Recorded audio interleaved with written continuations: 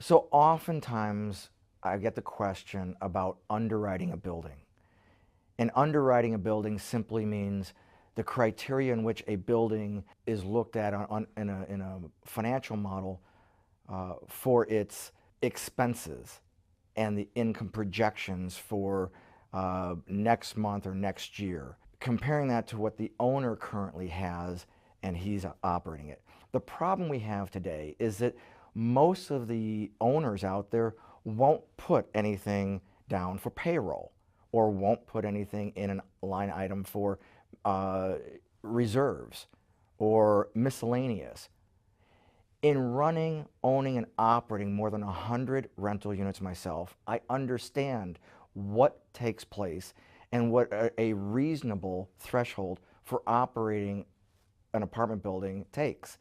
Typically, as a rule of thumb, you're looking about 50% of your income will go for expenses on a building. It might be heat and water is included, but most of the brokers out there today will not include reserves, or they'll put reserves below the line.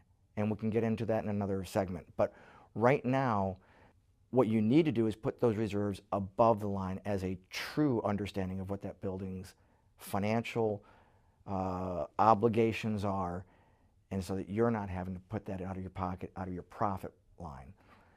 The problem today is none of that's done. I don't care if it's a 6-unit apartment building or you've got a 200-unit apartment building.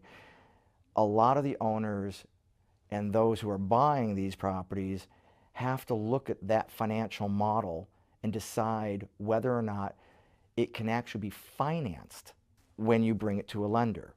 So it's not going to help us very much if I bring you a buyer and the buyer says, I'll pay X amount of dollars for this, and we didn't do correct underwriting for the property, and the property now, when we bring it to the lender, it can't be financed because the criteria that we've made assumptions on aren't good, aren't relevant, and won't pass a DCR or a debt coverage ratio in today's marketplace.